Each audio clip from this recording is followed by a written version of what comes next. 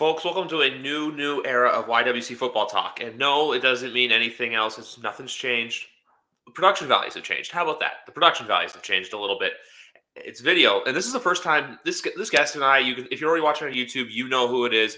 You know it's Matt Beast and I. I'm just going to change. Oh, yep, there we go. See, now we're in close. We're close and personal now. Much better. We are here to talk football, and we're also here to talk. Yeah, we're here to talk football. But you know what? The production values are going up. This is the first time him and I ever done face to face. Matt, I know unfortunately your season's come to an end, but how are we feeling today? We're feeling all right. 2022, it's a new year. Personally, it's kind of gone kind of weird work-wise, but besides that, it's been kind of chill so far, considering that. But lots of stuff going on in the NFL. Some things to look forward for my team, the Saints. Just exciting stuff across the board. Playoffs are about to start. It's going to be an interesting playoff schedule, I think.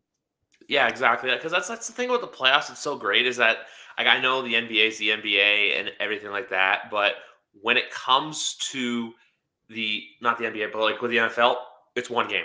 I feel like rankings this time. Not saying they're irrelevant or not, but the fact that it's a win or go home mentality, the fact that there's been so much parity this year, I think truly the next month's going to be very special for football fans. It's something we should truly appreciate and like hone in as our own. Yeah, exactly. It is that's the thing that makes these NFL playoffs special. It's just win or go home. It's one game. It's not like an average kind of thing where it's the MLB or the NBA. It's just one game. That's all it takes, and anything can happen. Exactly. That's the best thing. It's anything can happen. Like we'll get into it. I have some crazy not crazy takes, but I have some takes that might be seen as a little off. But before we get to there, like I said, new production values. I'm gonna let Matt. I want you to give a recap because obviously your Saints, their season has unfortunately come to an end.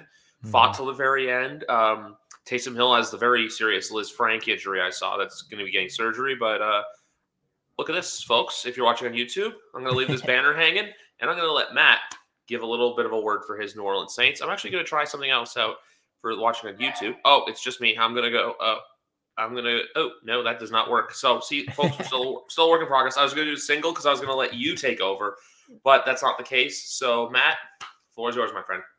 All right. Well, the Saints season is over, unfortunately. I remember when I came on this podcast doing the predictions, I'm pretty certain that I'd said the Saints will go 9-8 and get the 7th seed. And we were a Matt Stafford interception away from that happening. It was rough, but I got the 9-8 right. But if you had told me all the stuff that had happened to the Saints during this season, and I'm sure the players, if you ask them, they wouldn't make this an excuse. But starting from the very beginning, they were displaced for the first month of the season due to Hurricane Ida. They had 2 different COVID breakouts, one affecting all their coaches in the second game of the season against Carolina, and the other coming in against that Monday Night Football game against the Dolphins, where they were missing 22 players, and they were literally getting guys fitted in the locker room before the game. And it's just insane the amount of adversity they've overcome. The O-line having issues, injury issues, the offense as a whole having injury issues, 4 different starting quarterbacks, a record set for 58 different starters during the season, which is insane. Like, it was just crazy how much stuff had happened. If you told me all this stuff was going to happen to the Saints, I would have said, we're going to win 4 games. And the fact that Sean Payton got this team to that point. He even missed a game due to COVID, and that was against the Bucks, and Dennis Allen went out there and destroyed them, which is crazy that Dennis Allen isn't getting head coach offers, but we know how his Raiders stint went. But all in all, the Saints, they show that they can overcome adversity, and that's what happens when you have a head coach like a Sean Payton. And I'm sure I'll be on here sometime in the future to do stuff going into the 2022 season. So I'm not really going to dwell too much on the future, but there's definitely a lot of questions that I want to see answered. But we went out the best way we could, beating the Falcons. Can't go wrong with that, but left a better taste in my mouth watching that Matthew Stafford interception. Just rough times. Yeah, no, like I was like obviously the Pats game Sunday that it happened. It's something that I won't forget about. 33-24 loss. But I was like watching your game, and then I was watching the end of San Francisco and LA, and I thought, okay, San Francisco milked so much of the clock. They got the Robbie Gold field goal. That's a tongue twister on its own.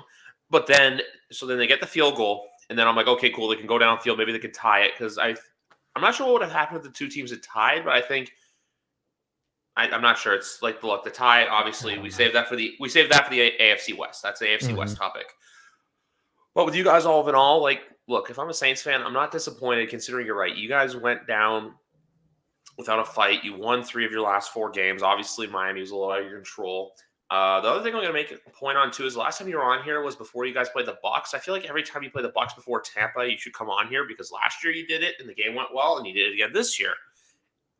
Now you guys have scored them 42-3. So guess roll with those punches. But no, with the Saints, the only thing I feel like is just how are they going to build up for the future? Who's going to be under center? And the defense is still in good hands, no matter if it's Dennis Allen or not. And I guess just get the offensive line healthy and get a couple get Michael Thomas back and maybe get another wide receiver. And I would beef up the tight end room personally. I like Vanette and what's the other guy's name? Troutman. They're good, but you need like that marquee guy. I'm not saying go out there and get something like you have to go out there and like pay big money like the Patriots did for Smith or Henry. But if there's someone available for reasonable money who's out there looking for a chance to play ball, like take a shot. Yeah, I mean, just to have it a really brief way to describe it, I look at this the way the Patriots were looking at coming into last season. Yeah. They had questions at quarterback. I don't think we're going to draft a quarterback. We're probably going to actually bring Jameis back. I think that's the most likely scenario that's going to happen. Hopefully if he's healthy from his ACL injury and everything, but that's what I predict will happen. Whether they do something else, it could happen. So what I want to see happen is a lot of investment into the offense, and there could be a couple questions on defense depending on who stays and goes, but there's going to be a lot of questions on offense from the guard spots. From if Teron Armstead leaves, we're going to have to obviously have a new left tackle. The wide receiver room needs to be rehauled. The tight end room needs to be rehauled. I mean, there's a couple nice pieces on the wide receiver room, but the tight ends, you even called them good pieces. I don't even know if I'd call them that. I'm just being honest. I mean, Troutman's season was rough. Granted, this is only his second year in. I don't know, but they need to do a complete rehauling of their offensive weapons as far as wide receiver and tight end, because I don't know how we did it with this offense, how anemic it was some weeks. And granted, getting the offensive line back healthy in this Falcons game showed that helped a lot. But like I said, a lot of questions. Just brief thing: quarterback, wide receiver, tight end. Those are the main things that I want to see happen this offseason. Exactly. Get a quarterback in there, surround him with some weapons. And look, I view your guys' season similar to New England's of 2020, where Mhm. I know 9-8, 7-9. I know they're not the same record. Obviously, that you guys had 2 more wins and frankly 1 less loss, but it's just the sense of look, it shows that good coaching can take you so far in the NFL. Exactly. That's the big thing, is that good coaching can take you anywhere. I think getting Michael Thomas back for 2022, hopefully we'll see what happens. You never know what could happen there, just because it was always just like I felt like it's been an awkward situation ever since his just career year in 2019. I just feel like it's been really awkward where it's like, yeah, it's good, and then it kind of goes away, and then it comes back. So we'll see what happens with 2022, whether he's on the team or not. But for the most part, I think, look, Tampa's the only competition in front of you guys. Carolina cleaned house in many positions except for head coach. And Atlanta, well, I think they are going to be rebuilding. They're going to be Atlanta's in for a few years of pain. That's I think that's the polite way to put it. Yeah, and as far as Michael Thomas goes, I think the Saints should go into the season acting like they won't have them. I'm not saying he's going to leave, but I'm just saying if you go into it acting like he won't be there, it's going to turn out better, because whatever you get from him is going to be a bonus. And this team, for the longest time, they had Drew Brees under center, and he would make any wide receiver look better than what they actually were.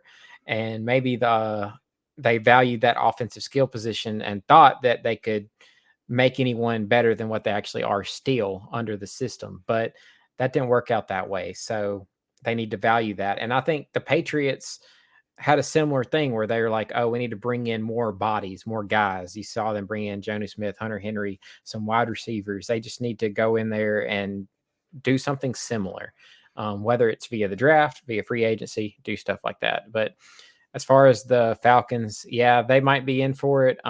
They could be looking at some of Matt Ryan's last couple of years there. Yeah. He might go the Matt Stafford route and want to go somewhere else, to somewhere who's going to contend. I'm curious what Calvin Ridley's going to do there. He took the season off pretty much. The Panthers, they definitely have questions there. I still wonder about them letting Joe Brady go. Questionable decision, in my opinion. But we'll just see how it goes for them. Well, I can tell you this: Panthers, it's just their offensive line is horrible. That it is. It got exposed in that same it's going to expose, but you guys truly when it came time to dig in, and the fact too that I remember us. I think us it was you, Jared, and I for the NFC preview show, and him and I kind of were saying Carolina is a dark horse team and to make the playoffs in the NFC, and you kind of scoffed at us, and now I get where you're coming from. Look, Al, we all bought into them at 3-0 when obviously beat the Jets, beat you guys, beat the Texans, and then they exactly won. See, those are the names they beat there. The Jets, the Texans, and a Saints team where literally most of their coaching staff had COVID. And they went 3-0, and then since then they won 2 games. And that's the thing about their front office. They thought that they could go in and do something with that and build upon that 3-0 start, and that turned out to be the wrong evaluation. So there's definitely some comeuppance from that. Definitely some stuff that the Panthers front office is going to have to look at going into next season. I also look at the Panthers in a way look, quarterback's got to be addressed. You have to address the offensive line in the draft. You have a top 10 pick. I know this. I'm going to use a really weird term here. This year's draft, it's not sexy like last year's. Last year's draft, I know it's really weird, kind of weird to say, but some people I think people will get what I'm saying. Hopefully, you do too. Where how there's all the quarterbacks, there was a lot of marquee players. This year, though, it's like 2013, but it's not going to be 2013. If you know what I mean by that, it's going to be a lot of offensive linemen, a lot of defensive linemen, some good wide receivers in there, some good defensive backs. If I'm them in the top 10, look, there's going to be a lot of offensive linemen available there. You got to go after one of them, because when your best lineman is Pat Elflein, that is a problem. Yeah, I mean, there's definitely in this draft class the preemptive look at it than I've kind of been looking at it, because I'm going into offseason mode now already, which is sad, because the Saints have been in the playoffs for the past 5 years in a row, which was a good run. But looking at the draft right now, yeah, of course, quarterback looks pretty slim, especially compared to last season. Granted, looking at it, year one, a lot of those, and I know year one, you can't really judge a lot of them, but year one, a lot of those quarterbacks didn't look so good. Will they look better in year two? Probably, most likely, most of them will.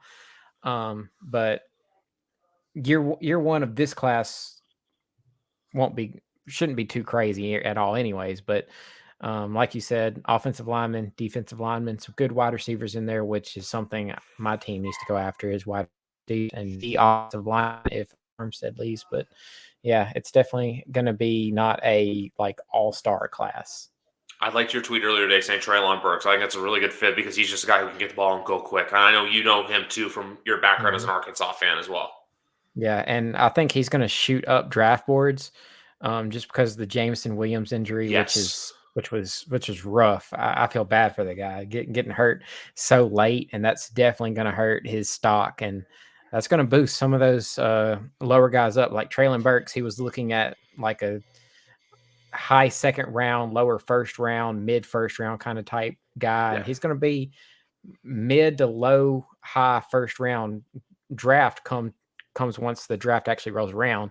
And granted, the quarterbacks are also going to slide up, because you always see that every season. Some of the quarterbacks might be kind of lower, but as the draft gets closer and closer, these teams that actually do want a quarterback, maybe the Lions decide they want a quarterback. Who knows there? Some team is going to get desperate where they want to go and get that quarterback, and some of them are going to slide up. You're going to see it. The only way I see a quarterback sliding up truly is a trade. Because right now when I look at it, I don't see Jacksonville obviously drafting QB, and with Detroit at 2, it's just there's no one there. if they have it, say if they do number 1 overall next year, or if they're in the top, and look, next year you're gonna have Bryce Young. Next year you're gonna have DJ Ungalele. Hope I got that right. You're gonna have guys like that, so you can rely on those guys for next year. I think for this year for Detroit, look, my top 2 I'll say right now. I have Kayvon Thibodeau going 1. I have Aiden Hutchinson going 2. That's my top 2 Yep. right there. And then probably I'd have to say Evan Neal, the monstrous left tackle from Alabama, going 3 to Houston. But I completely agree with your take where I'm with God, I'm getting my names mixed up with Treylon Brooks moving up because of the unfortunate news of Jameson Williams tearing his ACL in the national championship Monday. Something we can also talk about in a little bit. But my big thing with that, I want to make a comparison for that, and it's going to sound a little dark, obviously, because of incidents that have occurred. But remember the 2020 draft, how it went Ruggs, Judy, and then Lamb? Mm-hmm. I could see something like that happening where, teams kind of draft Garrett Wilson and Burks before Williams, and then Williams comes back and he's the guy that really pops. Because with the ACL, I could expect him back probably by training camp, I'd say. Probably somewhere July, August period. Yeah, maybe that would be kind of a very quick timetable, I would think. 6, 7 like months, I think that is. yeah, like that'd be on the quicker side of that 6-7 month timetable. I'm thinking more along the lines of maybe he's back in September, and he probably won't play till maybe October because he's going to have to get acclimated and stuff. If he was a returning veteran, maybe he could get going right in September, but it's going to probably be October before you see him on the field. And he could beat that because you see some players recover from ACLs very quickly these days, but each player is different with how they handle injuries. I mean, you see some players get ACL injuries and just can't come back for a while. I mean, Tariq Cohen, he was a ghost. Like he got hurt sometime last season, and he never came back this whole season. So some guys just have a hard time coming back than others. Granted, this guy is a young wide receiver coming in, and I'm sure he's going to do everything he can to get back on the field as soon as possible. But it's going to hurt the draft stock. I don't know where he's going to land. It should still somewhere be in the first round. I'm going to say somewhere around like the 20s, mid 20s, 25, 26, somewhere around there. So someone's probably going to get them a steal of a guy, unless someone just knows not to pass on them. But we'll see how that goes. I'm going to give another comparison from 2020. I feel like it's going to be like a Justin Jefferson situation, where he's just sitting there and the Minnesota Vikings, like I don't know if you've ever seen that video or not, but the Vikings were expecting Jefferson to go to the Eagles, but then when the Eagles took Rieger, you just see Rick Spielman and Mike Zimmer, which we'll get into in a minute. We're just like laughing, and they're like, all right, yeah, we're going to take this guy. Like he's right there. Like it's like you can't not take him. And that's what the Vikings did, and now the Vikings are set up for the next few years. This draft, I always say this too, it's for need. It's not want. Because, a lot of times you draft someone just because you want them and they have, a good name and everything. This year, everyone who's drafting should be drafting for need. Now, that probably won't happen because we can say what we think is going to happen or what should happen for all 32 picks. But at the end of the day, we're not the GMs that are going to be calling the shots. Not at all. You never know with some teams. Exactly. And I know the Saints are a big OSU farm, so there is a player from Ohio State I really want to turn you on for the tight end position. That's Jeremy Rucker. Yeah, I mean, that's definitely someone there. I'm sure they're probably going to have their eyes on Chris Olave too, the wide receiver, and the other guy, Wilson. I'm sure they're going to have their eyes on both of those guys. And they probably have a scout that literally lives in the dorms at this point just because of all their guys that they're always looking at. So I'm sure they scout that whole team. Oh, I'm sure of it too. I do have to say, though, I love Chris Olave. I really want him in New England, but I think Garrett Wilson's going to go first. And the crazy thing with Ohio State is that their best wide receiver is not even coming out of college yet. Smith and Igba, who we saw just light it up in the Rose Bowl. So, Ohio State's going to be good for years. I did not make a banner for it, but did you have any quick thoughts about the Natty for Monday night, or did you enjoy the game? For the most part, the first few quarters, it was kind of a low first half. Yeah, pretty much that right there. Kind of vibes if I had to throw it back to like the LSU Alabama game where Alabama won like 9-6. Kind of reminded me of that. Just lots of defense. I think Alabama losing their top 2 guys at wide receiver hurt them a lot. definitely hurt him a good bit. It's hard to go out there and beat a defense like that. And anyways, it's hard to beat someone twice like that in college. And Georgia's defense has just been fantastic all season. So it's just hard to go out there and beat them again. So I'm sure Nick Saban's going to come back with a vengeance next season and probably win a championship again. Bryce Young's going to be trying to go out swinging, I guess. Yeah. Go out as high as possible. But yeah, I don't have too much thoughts on it, but congrats to Georgia for finally getting their championship.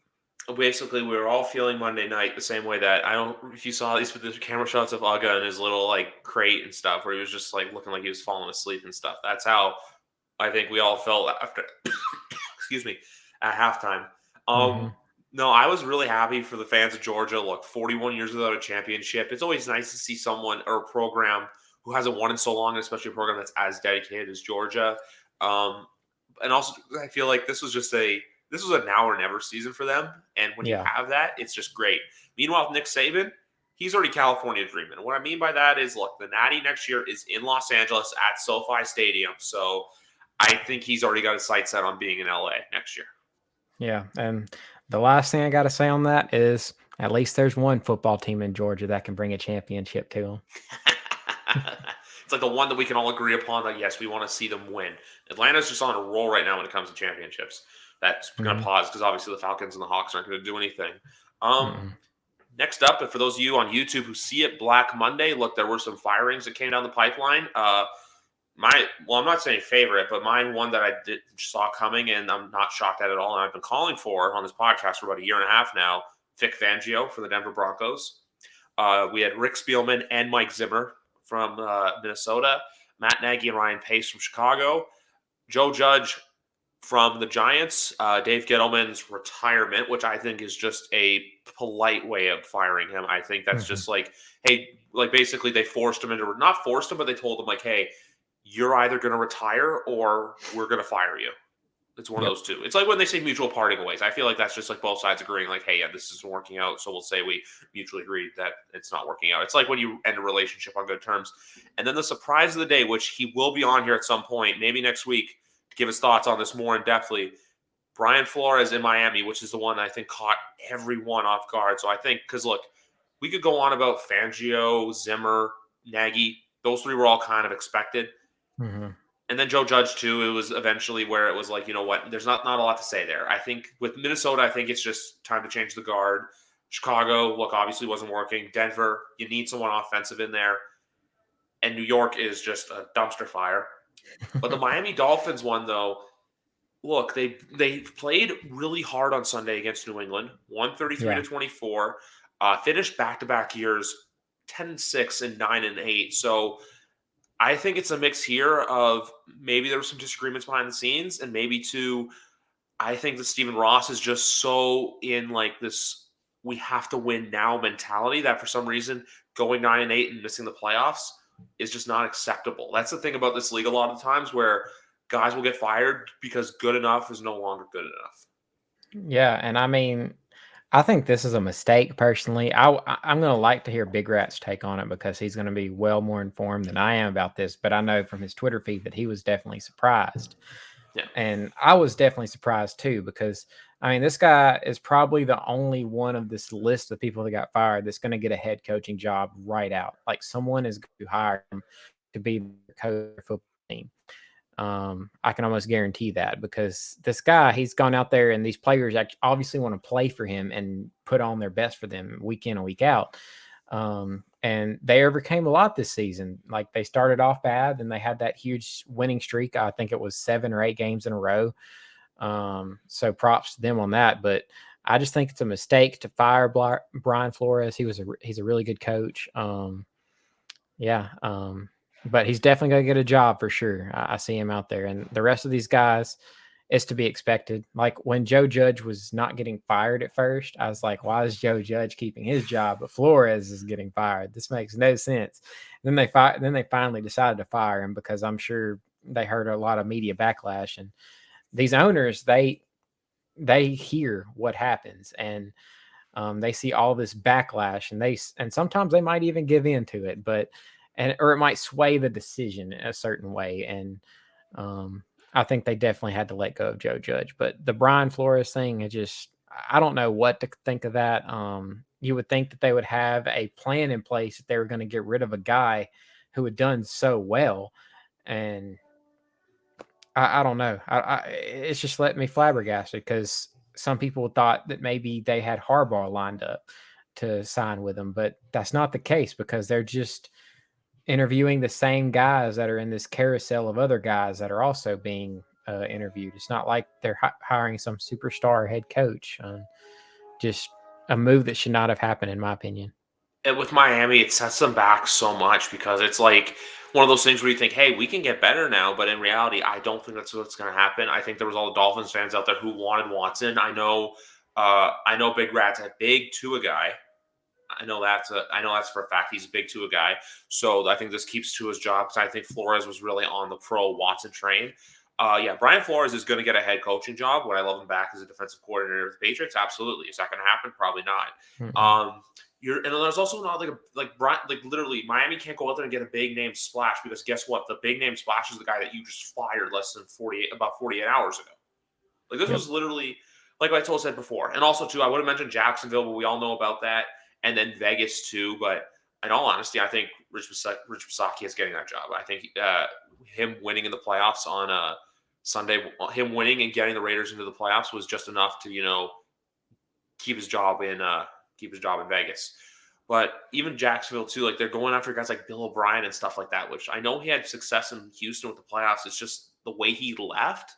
It makes me think like that could easily just happen again, So we'll wait and see what happens. But like I said before, a lot of the firings were these warranted, we saw them coming firings. But then I said this in the tweet though, there's always a firing every year that catches you off guard, but it's not because of what the Brian Flores situation is. No, it's more to do with, maybe this guy's seat wasn't as hot as we first, maybe his seat was hotter than we originally thought. Mm-hmm. That's definitely true. Yeah. Who knows what's going on there? I would like to hear more clarification. So that's definitely going to be something to hear from Big Rat because he's definitely going to be the guy that knows. Hopefully trying to get been talking to him. I do have stuff planned for next week. Those announcements will probably come out later in the podcast, but I do have something planned. So we'll wait and see. We'll go from there on what happens for that. Anyway, there's still football left to be played. Unfortunately, look, I know we covered all the somber stuff before, but there's football to be played. There are 7 games, 2 on Saturday, 3 on Sunday, and then 1 on Monday night. First one up, Cincinnati versus Las Vegas. If you give me a second, I got to look on my phone. Cincinnati is a 5.5 point favorite, and the over-under for this game is at 49 points. Matt, where do you lean on this game? This is an interesting game.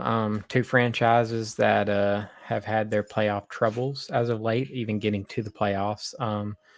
I love the Bengals as a team. If I had to root for any team, it would be them. I would like to see them go far. I don't know if you watch Trap House Sports on TikTok, but he always calls Joe Burrow Joe Brr. I want to see him go off. I want to see him go off. He's been fantastic over the past couple weeks, but the main issue here with the Bengals I see is their offensive line. And this was an issue going into the last draft where people are just like, oh, you got to draft Penny Sewell. But they drafted Jamar Chase, which obviously it's not been a wrong move because Jamar Chase, he's been a stud, rookie of the year to me. You might have a different take on that, but I don't actually. I'm gonna be upfront. I don't. Can I just add one quick thing in though? Yeah, go Both ahead. him and Sewell have been graded really well according to PFF Analytics. So it was never so this move. It's not like Sewell, is this dominant tackle in the NFL, and then Jamar Chase is having an okay year. No, Jamar Chase is the rookie of the year. It took me a while, but once Max started having a few bad weeks after the bye, and Chase was exploding in games like against the Ravens and helping people like myself win their fantasy football championships. That helps. It helps. I'm not saying just because of me helping him win fantasy football, but the fact that he's going out there and having monster games on back-to-back weeks. Because a lot of the guys, look, we pay attention to those for various reasons because of fantasy football. It's like it's like the gift from the league. Fantasy football is my religion. Yeah, exactly. And I mean, this Bengals team, they could be a problem. Like, I'm sure they're going to address that offensive line. Yeah. I think Joe Burrow is the most sacked quarterback in the NFL. So that's the thing about this matchup. He's going to have to worry about Max Crosby, who is very high up in the league, if not first in the NFL in pressures against the quarterback. Of course, they have Ngakoue. They have a good D line there, and that's going to be the main thing. I know the Bengals, when they last played the Raiders, they leaned heavily on Joe Mixon. They're probably going to have to do the same because the weather's probably going to be inclement, pretty cold, and that's probably going to give the Raiders some problems, I'd say. But if I had to go for a prediction on this, I would just say the Bengals are going to win. What'd you say the over under or the spread is? The over under. So the temperature. So the over under is 49. Spread is 5.5 points for the Bengals. The temperature at kickoff is going to be about 20 Fahrenheit on Saturday. Oh man, I would actually probably go with the Bengals to cover on that and beat the Raiders by a little bit more than that. I know my friend Miguel's probably not going to like that, but at the end of the day, I think this Bengals team is really good. And listen, look, I give my props to the Raiders. I was talking about how the Saints overcame a lot. The Raiders overcame a lot as well. Their season has been insane with what all has been going on for them, and for them to go 10-7 and make it this far into the playoffs is no slouch. And I'm not going to say they're going to go out and get destroyed by the Bengals. I'm just saying the Bengals probably going to win by like a touchdown or something because this Bengals offense, Joe Burrow is legit. He's been so good this season. That three-headed monster at wide receiver. Joe Mixon's been a great running back this season. Like, that offense is just great. And if they can ever get that offensive line situated out, it's going to be gravy for them. But if the Raiders are going to win, it's going to be because they're getting pressure on Joe Burrow with Max Crosby and Ngakoue and taking advantage of that weak spot of that Bengals. So if they can keep it close and keep the Bengals passing a lot, then they have a shot. But I'm going to go with the Bengals here. My big thing is right now, I don't know how much of the Sunday night game you watched, but Storm Norton, the right tackle for the Chargers, was a turnstile. Max Crosby just fed him his lunch all day long. So if Max Crosby can have that kind of game and get to Joe Burrow, it's going to be a long day. Because I'm different, I'm going to go Vegas to get the win here. I'm going to go Vegas.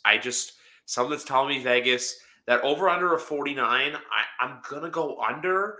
I know I like to do this. I'm going to put a score on here. I like the Raiders to win a close one of 27-21. You know, where there's a couple of things when the Raiders get those like couple extra plays just to like go ahead. I like that too, and I like Derek Carr to get their first win. This Raider team, this Bengal team reminds me of a team we're going to get into next, which 2 years ago, if you remember, in the first wildcard game, the Bills lost a close one to the Texans in overtime. Yes. And that was Josh Allen's first time in the playoffs, and everyone said they'll be back. So I feel like, look, if the Bengals lose this game, this doesn't destroy their season. It doesn't destroy their credibility. It's just kind of showing, hey, look, they're a young team, and the Raiders are just riding a wave of momentum, considering, like you said, they had the John Gruden dismissal, which they're the first team since 1961 to make it to the playoffs with coaching change midseason. Wow. And then the unfortunate tragic incident involving Henry Ruggs back in November. So the fact too, if you had told Raider fans at the beginning of the year, you're going to lose John Gruden, you're going to lose Henry Ruggs, but you're still going to make the playoffs on the final game of the year, I don't think any Raider fan would have believed you. Yeah, and I mean, going back to that final game of the year thing, that's another thing that's going to be against the Raiders, in my opinion, is sometimes after these huge emotional wins, you see these teams have trouble going out and performing the next week. And granted, this is the playoffs. It's different. It could be different, but the Raiders played on Sunday night overtime. They got to travel to Cincinnati and play on a Saturday. So it's a short week. What's that? You make a good point. Yeah, it's a short week. They're traveling. They're going to be in inclement weather, different from what they're used to. Yeah. It's a lot of stuff stacked in their favor, in my opinion, and that's why it's hard for me to go with the Raiders. But like I said, I just got to give them props on their season. But I just got to ride with the Bengals just because that's the team I'm going to be rooting for, kind of this season. I got you. Like, if either team wins this game, it's not going to make a difference. Look, I know you guys don't know by now. I post daily betting content for every sport. For Saturday's game, though, I'm still trying to figure out. Like, I like I could even see a world though where the Bengals win but the Raiders cover. I can't see this game being a blowout. That's the only thing. Yeah, I definitely don't see it being like a huge blowout, but it's going to be pretty close. Exactly. And Saturday night, 8:15. I like. Let's do it. Let's get to it. You see it right there, folks, on the timeline. Buffalo versus New England. The Bills are the favorite this time. Last time, I believe it was the Patriots. The Bills are favored by 4 points, and over-under of 43.5. Kickoff temperatures are expected to be below, I think, below freezing in Orchard Park. This game, the more I think about it, can have a bigger impact. I'm gonna give you your thoughts first. I'm gonna say this. I think this game can have a bigger impact on the fans just because of the fact that whoever loses this game goes into their offseason saying that our biggest rival is the one that knocked us out of the playoffs. Yeah, I mean, these divisional playoff games are crazy, and we have 2 of them this go around, which is interesting. But I mean, to have these rubber matches in the playoffs is always something insane, and it's going to be something interesting to see. And I mean, the Bills and Patriots both beat each other in the offs and during the regular season, each at their own respective stadiums. But yeah, I mean, this game it's probably the hardest for me to predict, honestly, because you want You to don't want to hurt my say. feelings. Just admit it. I mean, there's that to it, but it legitimately is a really hard game to predict, just because you want to say the normal narrative of rookie quarterbacks have trouble in the playoffs in the wild card round. Like, I think statistically they're 2-6 in the past couple years. 2 of those wins coming against other rookie quarterbacks. So you have that going against Mac Jones, but this isn't a normal coach team. This is a Bill Belichick coach team. So I don't really know if you can really go into that. But with this Bills team, the main way the Patriots have done work on them as of late is Damian Harris in the running game. Are the Bills just going to go out there and let them do that again? Yes. And yes, because I mean, both these defenses have been playing really good this season. But if the Bills want to win, they have to stop the run game and make Mac Jones beat them. They have to, that's going to be their way to victory, is make Mac Jones beat them and then hope Josh Allen just does Josh Allen things. As far as a prediction, honestly, like looking at all these games, I like to take at least one road team, and I don't really see any other road teams that I like, honestly. And this is the game that I'm kind of back and forth on, but I'm going to take the Patriots to win by a field goal. You know what? This screams a close game. I just can't see it being a blowout. I just can't. I don't know what it is. Like I said to myself, like, look, it could be a win, it could be a loss. We could get blown out. We could blow them out. It could be a close game. It could be a short game. I just don't see it being that kind of game. I just don't see it being that game where it's just like a blowout. I can see this. It's going to be a close game. I think too. I say this a lot on this podcast. And I believe it for this game. This game's going to be about whichever quarterback can make less mistakes. And also, one other thing I want to point out too this year, I know we have 2 divisional matchups in the playoffs, but out of the 6 matchups, let's see, 3, 6 matchups. Out of the 6 matchups taking place this weekend, 5 are rematches from the regular season. Interesting. Only Dallas, San Francisco is not. Which we'll get, actually I have a take on that, but we'll get into it in a few minutes. For this game though, I think the same thing. I think, look, even if they have to make Mac throw the ball, they just have to make him not like change the play up and just have him chuck the ball out like he was doing against Miami and then like he was doing against Buffalo 2 weeks ago, 3 weeks, about 2.5 weeks ago. I think, look, if we can see the Mac, do the run pass option game, do short passes. It's like, how they say the expression, a death by 1,000 cuts. Yeah. I think that kind of game is what we could potentially see from the Patriots on Saturday night. That's personally what I believe. I'm obviously going for us to win. If we were to lose, will I be disappointed? Yes, but will it be a disappointing season? No, I'm not going to come on here and say, "Oh, this season was disappointing. It was terrible." No, there was no expectations for us this year. I thought, look, our ceiling was 11-6. I said that back in May when the schedule came out, that our ceiling was 11-6. We finished 10-7. So the fact that we finished 10-7, I think if anything, if Buffalo loses on Saturday night, it's a massive disappointment for them. And why you're wondering why I've made a prediction, folks, it's a little freaking obvious who I'm going for. I want the Patriots to win. I'm going to cheer for the Patriots. And I'm going to pay the bills quickly because obviously this podcast is sponsored by SidelineShop.ca. I'll be wearing my Matthew Judon jersey that I got.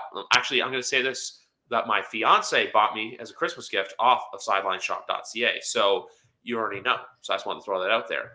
But I think this could be the game where we truly see what Mac Jones is capable of. I'm not afraid to admit that. I know we're saying you may have to make Mac throw it.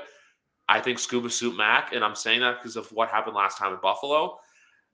I think this is a game, too, where everyone's going to be thinking the Bills are going to win. I think it's more like, for some reason, I think they think the cold weather is going to be a factor for Buffalo.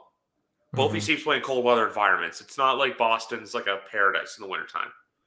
Yeah, and I mean, I don't think the weather's going to be as bad because, correct me if I'm wrong, but I think the winds were like terrible. It was like 50-mile-an-hour winds. Yeah, I think the winds were like terrible in the last game. So I'm pretty sure it's not going to be near as bad. So you're going to have more options in the passing game because when you have 50-mile-an-hour winds, it's just hard to get anything going passing the football. But so I think stylistically wise, it'll go a little different. But for the most part, it's going to be these two defenses battling it out, and it's just going to be a knockdown, drag out, man. I'm excited to watch it, and like I said, like normally whenever I've come on here since last season, I've been kind of on the Bills train. I like Josh Allen a whole lot. He's my dynasty quarterback, so I'm a little biased. He actually won me my championship. So shout out to Josh Allen, but I've been for the Bills, and I didn't know if the Patriots were going to do this good this season. And since they've been doing so good this season, I've always said, man, if the Saints have a season kind of like the Patriots this season, I'll be so happy next season. So I just got to go with Bill Belichick, honestly. That's just how it comes down to the end for me. That's a big thing, too. It's Bill Belichick in the playoffs. It's a different animal. It's his first wild card game on the road ever, believe it or not, or I think at least with the Patriots. But that's wild.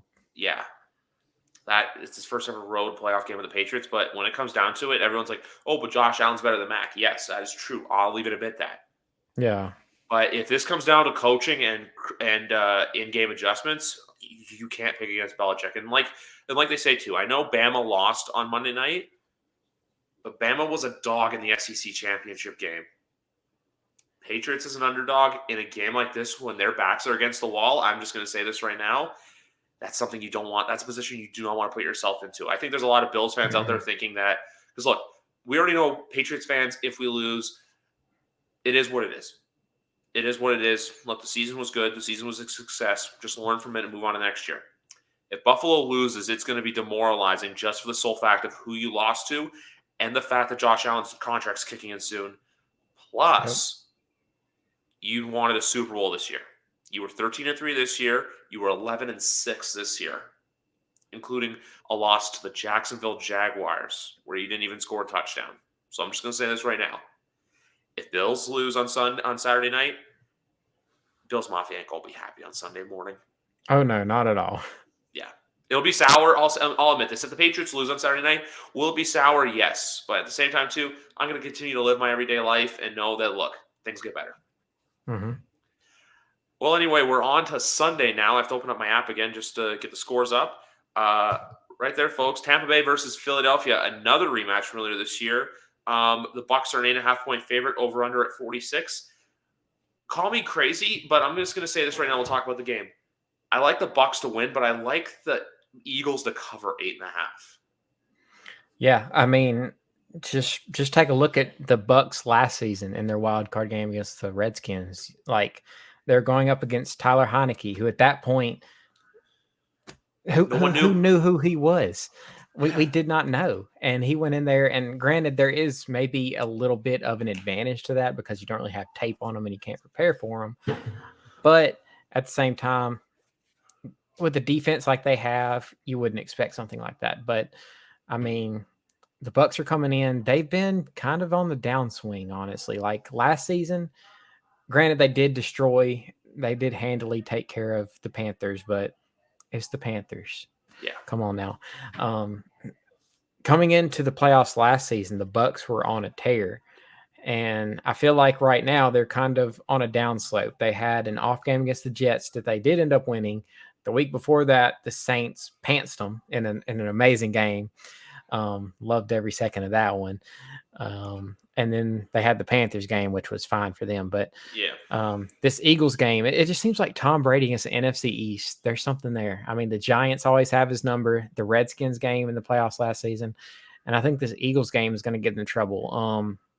The main thing for the Buccaneers in their favor, though, is that they're really good at stopping the run, although they have had troubles a little bit as the seasons wore on.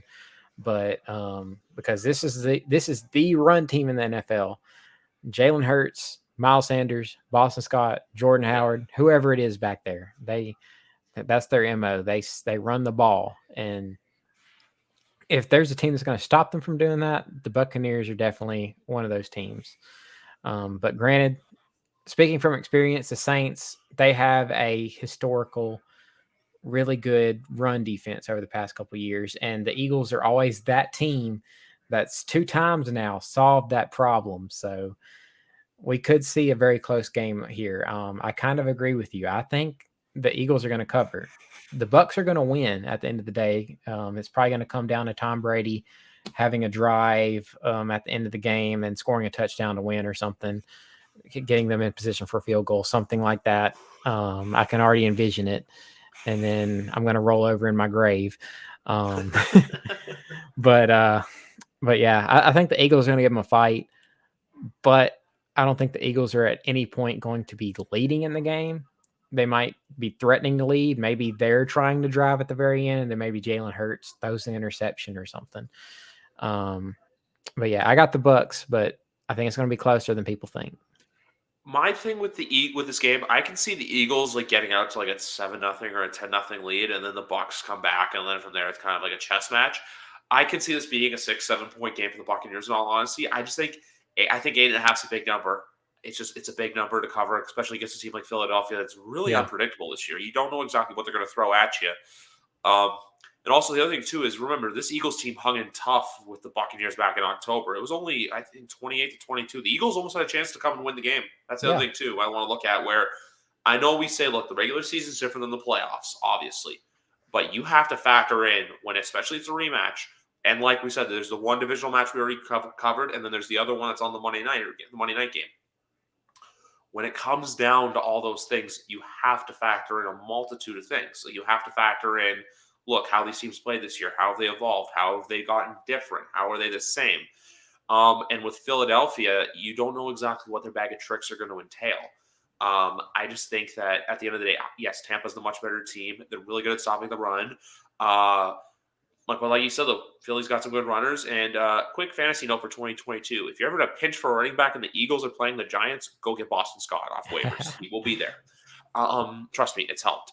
My big thing, too, is how can that Eagles – because that's the thing, too. The Eagles still have a really good offensive line. Jason Kelsey, Lane Johnson.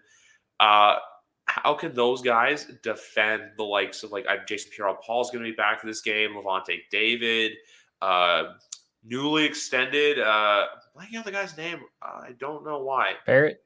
No, Samoan guy. Vita Vea. Yes, I don't know why I blanked on his name. Vita Vea, who just got I think a 4-year extension.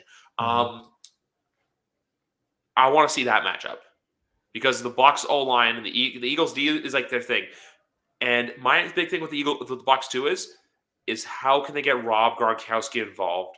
The same Rob Gronkowski who does those insurance fraud commercials for USAA, trying to be a military veteran, which I feel like they just said, hey, Rob, just act like an idiot and we'll give you $5 million for this commercial. That's another topic for another day. My big thing with this game is, though, at the end of the day, look, can the Bucs get Rob Gronkowski going? Can they get their own running game going? And what are these Eagle defenders going to do to Tom Brady? That's my big question. I think at the end of the day, though, like I said, the Bucs are going to win. Fire the cannons. Sorry, but I just can't see Philly winning this game. That's the only thing I can see them covering. Just can't see them winning. That's all. Yeah, and I mean, I think the Bucs are going to have more problems in the playoffs as it goes. I mean, Mike Evans is definitely not 100%. No, Godwin's been out since the Saints game. He's out for the year. Of course, we all know what happened with Antonio Brown. Yeah. So pretty much the only just 100% consistent guy that's always been one of the guys for Tom through his career in New England too is Gronk. I mean, Gronk's the main guy there, and can Gronk stay healthy through these playoffs? Because I mean, they're in the wild card and they got to play it through the whole way. So, I mean, they did it last year. They're going to have less help this year. So I think it's always hard to repeat in the NFL. But I think they're going to get past the wild card. They might have troubles next week. Exactly. That's the thing. They could. I honestly think that too. They could have trouble no matter who they face next week. Mhm. One other thing I wanted to point out that I just remember now is Saturday's game between Cincinnati and Vegas. Drew Brees will be doing color for that game in Yes. Cincinnati with Mike Tirico. So that's just something I wanted to point out. And then obviously it's going to be Ian Eagles and Charles Davis doing the Bills and Patriots. And then this game is going to be on Fox. We all know it's Joe Buck and Troy Aikman's show. Moving on next. Dallas versus San Francisco. 4:30 CBS game. This is the Nickelodeon game, believe it or not, too. I kind of wanted the Patriots to be on Nickelodeon just to see Bill Belichick get slimed. That's just me, though. But for those of you out there who are young, and I know I'm young, too. I'm in my 20s. Matt, you're in your 20s. Yeah, you're in your 20s, right? Yeah. Okay. We're both in our 20s. I want you guys to go back and watch some highlights from the 80s and the 90s of the Cowboys and the 49ers because there are some amazing NFL playoff. Not COVID, just something caught in my throat. There are some amazing playoff games between those two teams that I feel like some people should just go watch. It's just hard-hitting football, and it's great. I have a crazy prediction, and I have a crazy hot take. I have San Francisco winning this game. The over-under, I got to look up the over-under and the spread because I'm a good guy like that. Oh, and also, I already mentioned the other game. So it's 51 points here. Dallas is 3.5-point favorites. I just like San Francisco. I think San Francisco, if they can play really good football, I would not be surprised if they upset some teams and manage to be in LA next month. I'm coming out here and saying that. I know it's a bit of a hot take, but this team healthy is very scary and very unpredictable. You got 2019 Deebo Samuel. You got George Kittle healthy. Brandon Ayuk's looking really good. They got their running game going. They got a hell of a defense. And Jimmy G is playing really well. My only concern for Jimmy G is I think he's their worst enemy. I think he has to play solid football. If he can go out there and play solid football, this team's going to go far. But if he screws up, he screws up. And also, if you're asking yourself, why am I picking against Dallas? Well, for one, it'll be fun to see the Cowboys lose. And two, when it comes down to this, I just think San Francisco is going to be a team that kind of catches people by surprise. I think a lot of people think this is Dallas's year. So that's why give me the Niners. Give me the Niners. Or at least if they don't win, they're going to cover 3.5 points. Yeah, I mean, this is going to be an interesting game. The Cowboys defense, they've been good this season. They've definitely improved. I got to give them their roses on that. The 49ers, they're half of the reason why the Saints aren't in the playoffs now. Sorry. But yeah, I mean, Deebo Samuel, he's had an amazing year. I wonder what the matchup is going to be like with Trayvon Diggs, because Trayvon Diggs has some tendencies to give up some big plays, even though he's leading the league. This season. Yeah, even though he leads the league in interceptions. So you're going to hope that he doesn't really give up too much Deebo Samuel. Will he even be matched up on Deebo Samuel, because Deebo Samuel is always being moved around so much in the Shanahan offense?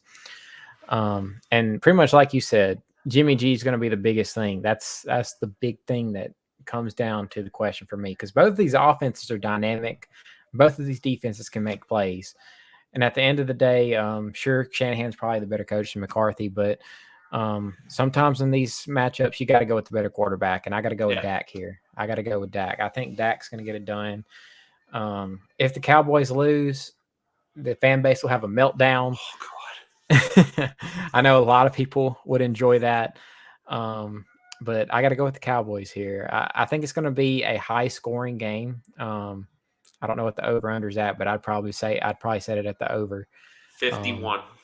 51. That's a high score, but I think they might go over that, honestly.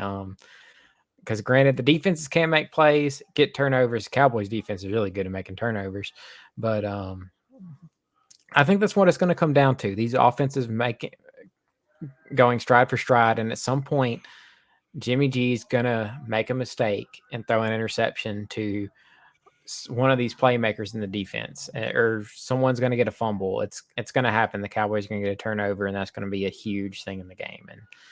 And another thing to watch out is are they going to do voting again for the MVP and have? We have to give our picks. Let's do that. Let's do one person aside. Who's going to take Mitch Trubisky's trophy away from him? We have to have an MVP for this game. That's never mind Dallas losing or San Francisco losing. The MVP is the biggest storyline to occur in this football game. Like, personally, I didn't watch the Nick broadcast because the Nick broadcast last year was the Saints and the Bears, and I needed to. I couldn't watch something fun like that. It was playoffs. It was Drew Brees in the playoffs, probably for the last time, which it was. Except he played the next week, but last playoff win of his career. Last playoff win, and I'm sure whenever Mitch Trubisky heard that he was the MVP and they maybe tried to give him a trophy, I don't know if he got a trophy for it or not. I'm sure he hated every second of that, honestly, after that game. But as far as who would get it this game, I'm gonna just guess Deebo Samuel. Probably he's probably gonna make some plays in here, and it's gonna attract people to vote for him. But there could be another. I don't know if they might not even do fan voting after what happened last time.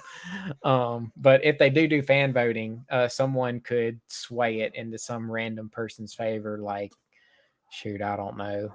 Mitch Wisnowski.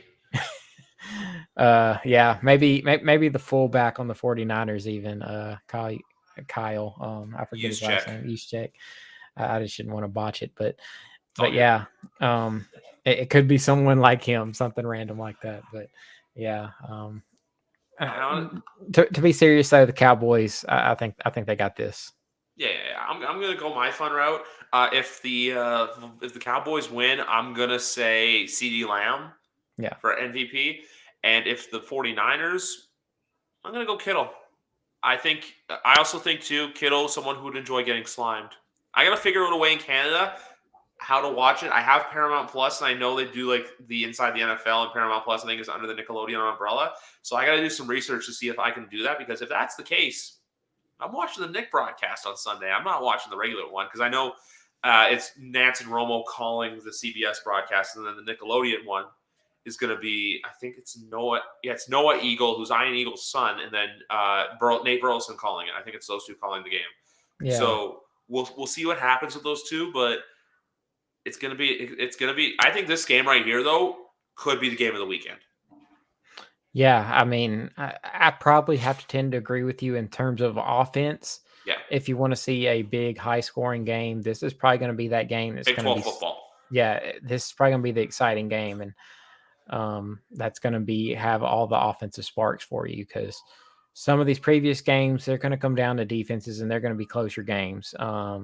Granted, I'm not saying this game's going to be not close. I think it's going to be a close game, but you're just going to see more points, and that's definitely going to be something to watch for. Yeah, exactly. No, if I have to go, I'm going over for points here. No matter who wins, I'm going that. When you guys watch my betting videos, I'm going to post the over. Next up, Pittsburgh at Kansas City. Kansas City 12.5 point favorite. 45.5 points is the over-under. I'm going to let you go first on this because I went first last time.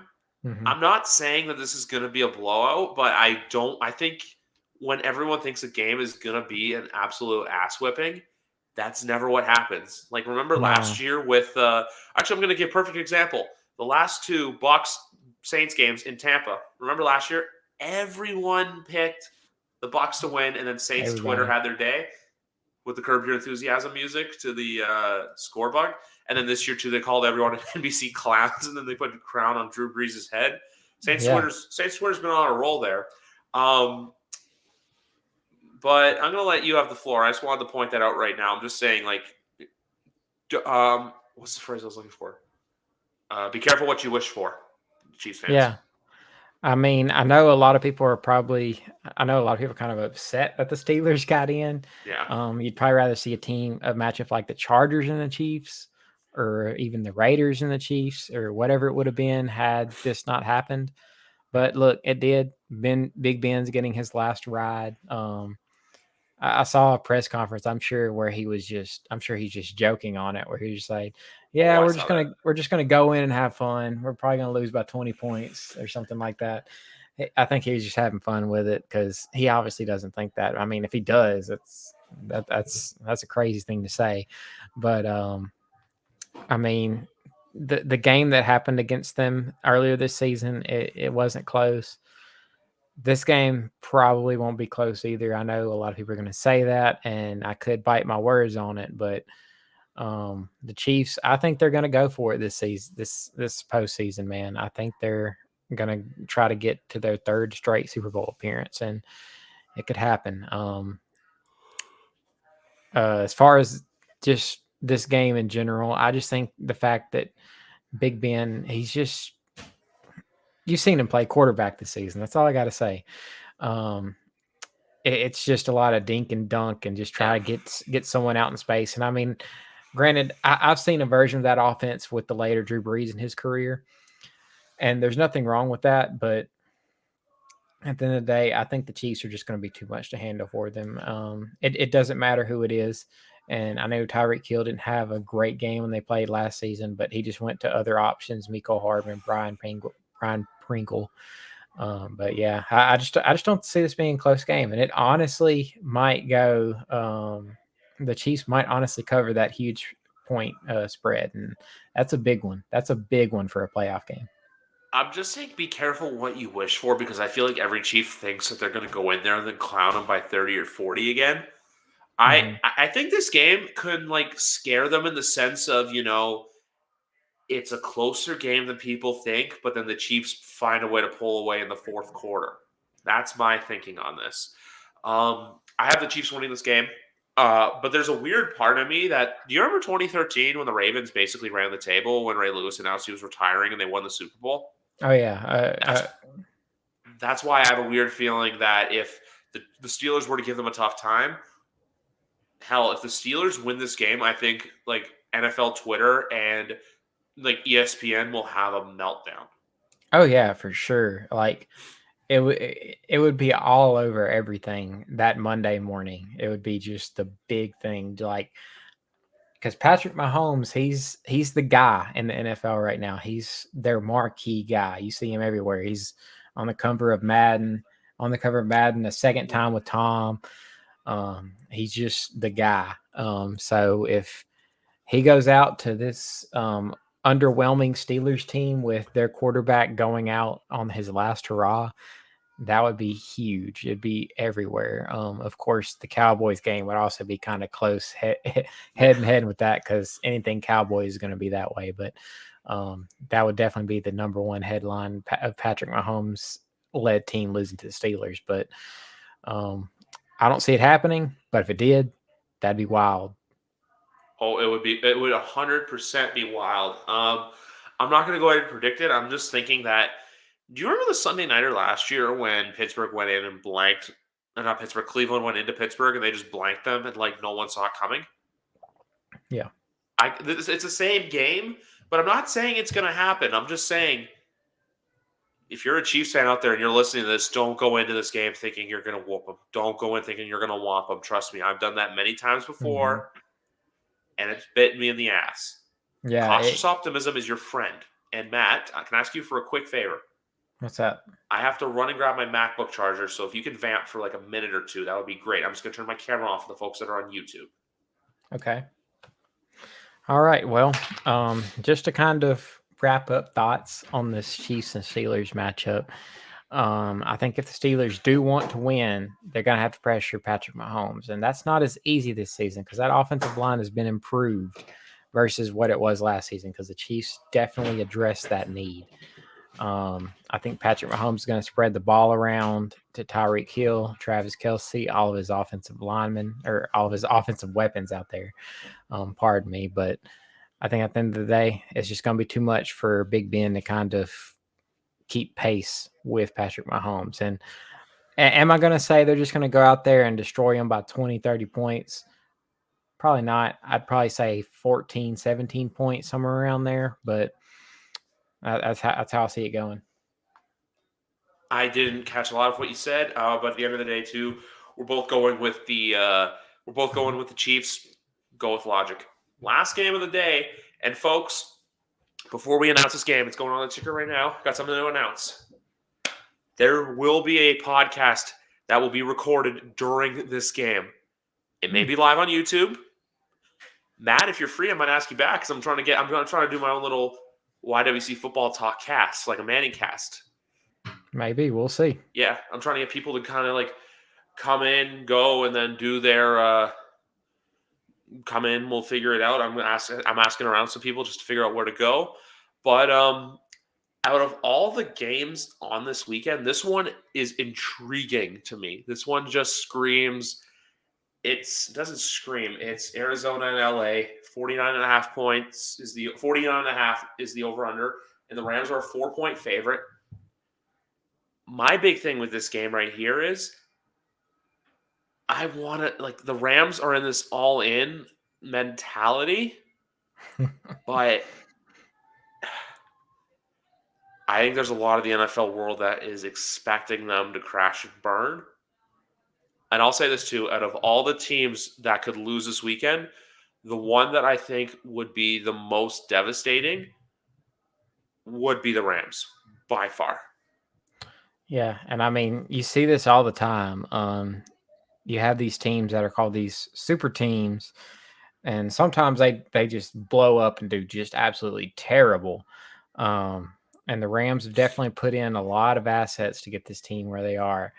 And Matt Stafford's looked kind of shaky. And just because it might be a little conceited, but I really want to see the Rams lose because they're probably my second most hated team in the NFL after the Falcons. Honestly, For like obvious reasons. if you told me that Tom Brady's going to win another Super Bowl with the Bucks, I'd probably take that over the Rams winning the Super Bowl at this point, just because I hate them so much. I mean, from the obvious game in the playoffs to now them throwing a game that they were up 17-3 going into half and costing the Saints a playoff berth. Maybe it's a little bit of a biased anger, but I got to go with the Cardinals here. I got to go Kyler Murray, my guy, to go out and beat the Rams. And like you were saying, this Rams team is a team that's just put so many assets. Like they get a draft pick and they say, we don't need it. Throw it away. We're going to go pick up Von Miller, Jalen Ramsey. We're going to go pick up all these guys. They even re-signed Eric Weddle today just to bring him back for the playoff ride because they're just like, we're going to bring him along on the ride. We want to get him a ring. But you know what? It's not going to happen. Exactly. My big thing with this game, though, is DeAndre Hopkins playing? Yeah, that's a huge thing. As the biggest question for this game. Do I think Arizona can get done without it? Yes. It's just with Arizona. I think Kyler Murray has to play a perfect game. If Kyler Murray turns the ball over or if Aaron Donald has his day, it's going to be a long day for the Cardinals. But the Cardinals, though, are in that Patriot class where I feel like if they lose, it is what it is. Like, I think there's whoever loses the Cincinnati-Vegas game, New England, Philly, Pittsburgh, and Arizona. If those teams lose this weekend, if you're a fan of those teams, don't be disappointed. That's all I'm going to say. You didn't expect to get here. I was on this hard from the beginning of the year that Cliff Kingsbury was going to get fired if they didn't do anything. Sure, did they fall apart towards the end of the season and cost themselves the division? Yes. But at the end of the day, look, you're in the dance. That's all that matters. It's one of those things where it's like, look, you get the ticket. What you do with it is up to you. That is a message to all 12 teams that are in the playoffs this weekend. Obviously, there's two others, Tennessee and Green Bay, but they're chilling at home. They don't got anything to worry about. That's a position I've got to experience, and I know you've gotten to experience before. It's great to have the bye. And also, I think, too, that the NFL playoffs right now is going to be at 16 at some point, and then the two-team byes will get brought back. I do believe that as well. Yeah, I mean that would be good, but I think if they did that, you'd definitely see some disparity there in the lower seeds and what they bring in. But as far as this game with the Cardinals and the Rams, DeAndre Hopkins is not playing. I looked that up. Seems like he's not going to be available. They could get J.J. Watt back, which is going to be huge because they're going to need that defense. Because this Rams defense, they got some stars on there, but plays can be made against them. The 49ers have proved that. And this Cardinals offense, no matter who's out there, they can put up points and they can put up some yards. And sometimes it's hard for me to go in there and like if I didn't have a personal vendetta against the Rams, I'd probably logically have to pick the Rams just because I just don't. Part of me doesn't really see this Rams team blowing it, but history could repeat itself with some of these super teams just blowing it all away. And I mean, Matt Stafford's been prone to throwing some interceptions. I think he leads the league in interceptions this season. And we just saw one cost him the game against 49ers this past week that cost my Saints a playoff berth. So part of me is hoping a Matt Stafford interception on a game-winning drive that they need happens. If it happens, I'll be jubilant. I'll be exhilarated. Any other adjectives for excited out there? You could just pull up a dictionary or encyclopedia, whatever. But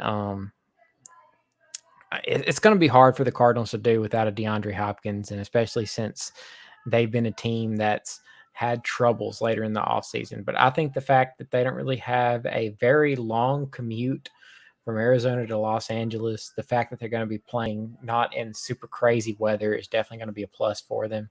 Like if they had to go off and play like in Green Bay or something in the snow, it would be awful for them. Like it would be terrible. Granted, they are a much better road team, so they do have that going against them. Like maybe if they were playing in Arizona against the Rams, it could be worse.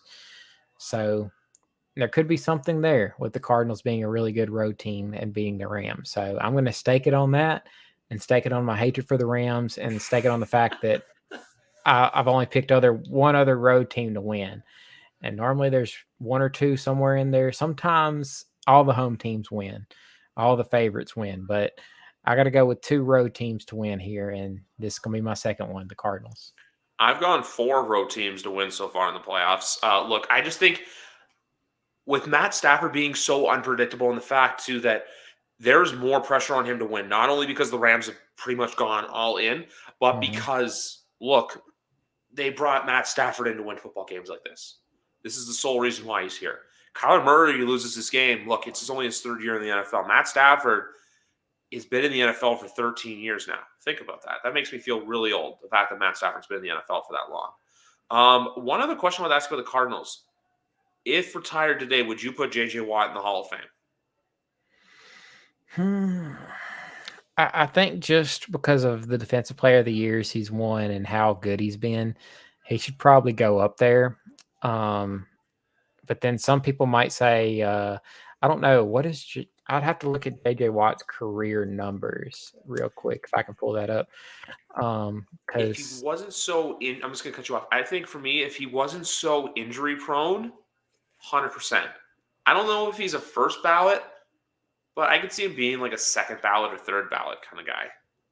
Yeah, because I mean, that stretch he had from 2012 to 2015 is really good. I mean, 2 years in there, he had 20 and a half sacks, 17 and a half sacks, and then 10 and a half sacks in one of those years in between. But since then, 2016 with Texans, 1.5 sack, 2017, 0 sacks. 2018, he actually was able to play more and got 16 sacks. 2019, 4 sacks. 2020, 5 sacks. 2021, 1 sack. But all I got to say is a guy from the same class that plays the same position, I'd probably rather have him. Cam Jordan.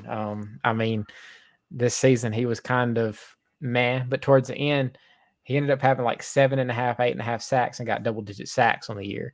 And he's been very consistent over his career. Has he had like a 20-sack season? No. But I mean, at the end of the day, he's been just more of a consistent guy there. And he passed that 100-sack mark this season on his career, actually, for 107, where he actually passes J.J. Watt on his career because J.J. Watt's at 102 right now. But yeah, at the end of the day, just for how good J.J. Watt is, I'd probably have to put him in the Hall of Fame. Like you said, probably not first ballot or anything, but it'd probably take him a little while to get in, but he definitely would probably get in just based on how elite he was, because there was times where he was doing it all. I mean, he'd go out there, he'd even catch a touchdown. He was the king of swatting balls at the line. Just all the sacks he would do, just how good he was, would probably get him in there. Yeah, that's a big thing too. I think that the only thing that JJ Watt has over Cam Jordan is obviously the Walter Payton Man of the Year award, which Cam Jordan is nominated for this year. I feel like with the Saints now, it's just give it to I nominate him or Davis. I think those are the two options for that. That's another topic though. Yeah. But yeah, I think he'll get in eventually. I just don't think it's a right away thing with him. I think he'll be on the ballot for a couple of years. But with this game as a whole, look, when it comes down to it, I think that the Cardinals are the same thing. It's a team you don't expect coming. They're laying in the weeds. They're just waiting for you. That's my big thing. That's why I'm going with the Cardinals. I think, look, the last time they played was a bit of an outlier. The last time they were in SoFi, Kyler Murray lit them up. I'm just going to point that out right now. Kyler Murray lit them up last time in SoFi. I think, too, and even remember last year, too, the Rams, if that's the big thing, the Rams, it's just, I don't know what I was going to say with the Rams. I'm going to say another thing with the Cardinals. We need guys like Christian Kirk to step up and have a big game. They need a tight end badly in Arizona. That's never mind. They have Zach Ertz. Excuse me. Yeah, You need Zach Ertz. Excuse me. I forgot about that. I was going to say Max Williams for a second. You need Zach Ertz to have a career day. You need all these things to go your way and to be right. That's the true big thing here with Arizona. If all can go right for Arizona, they're going to win this football game. But also, too, I think this could be a points fest game. I think I got to look at the phone again on my phone again for the actual over-under. I know I said it. I just have to look it up again. Also, I really hope it doesn't die because I'm riding on 1% right now. That's the thing. Which I feel like your phone lasts longer on 1% than it does for any other battery setting. It's 49.5. Give me the over in that. I'm going to put a score on this one. I'm going to put a little scoreboard on this too. 31-28, game-winning field goal by the Cardinals. I think Kyler Murray leads them down the field and wins them the game. Yeah, I could see that happening for sure. It's probably going to hit the over. This is probably going to be another candidate along with the 49ers and Cowboys, for it to be that offensive sparking game. Cooper Kupp, he's had an amazing season. That man's gone out there and done so many things. He came short of a few of those records that I'm sure he would like. Michael Thomas's record still stands, thankfully. Which I thought he was going to break them just because the fact that there's an added game on and everything. But neither here nor there. Cooper Kupp's been amazing. If they had Robert Woods along with him and Odell, what would that offense be like? That would look insane, I'm sure. I think Cam Akers just came back. I'm uncertain if he actually played or not. He barely did anything, I think, in that game. He didn't do much. I think it's Sony Michel's the main running back there right now. Yeah, so it'll probably stay that way. Keep Sony Michel as the main guy there and just let Cam Akers kind of ease into it. But at the end of the day, I just believe in the Cardinals. I want it to happen. If I could say out there anything that I'd want to happen in this playoffs, it's the Rams losing Wildcard Week to the Cardinals. That would just make my week. If you want to make it better, have the Eagles somehow beat the Bucks. But that'd be my perfect Wildcard weekend for me, since my Saints are unfortunately not in the playoffs. But yeah, I'm really hoping for a Cardinals win. You know what? That sounds perfect. I'm going to take us back into the more zoomed in look for the end of this podcast as we wrap things up here. Look, this was a fun episode. We got to record. We got to do our thing. Now more on StreamYard, more graphics.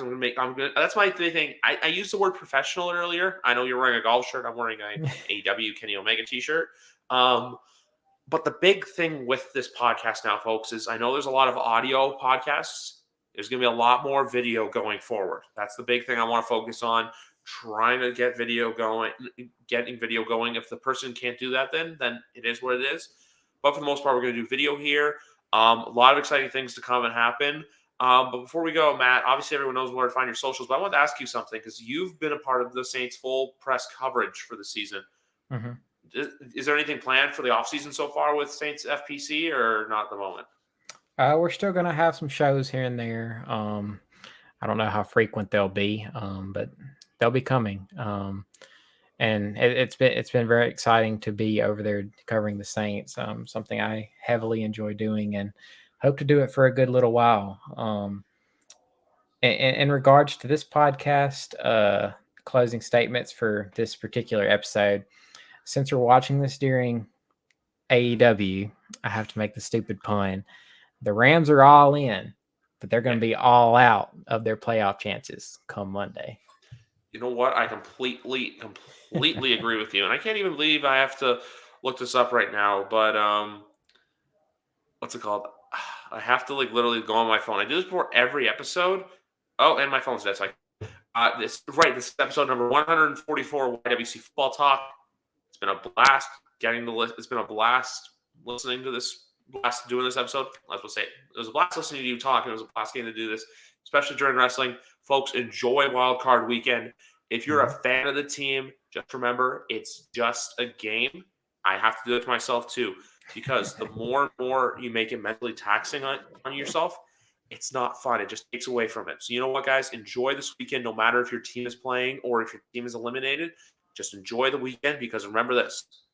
In a month, we're going to be begging for football. So enjoy the games while you can. That's going to wrap it up here for YWC Football Talk. Goodbye and good night.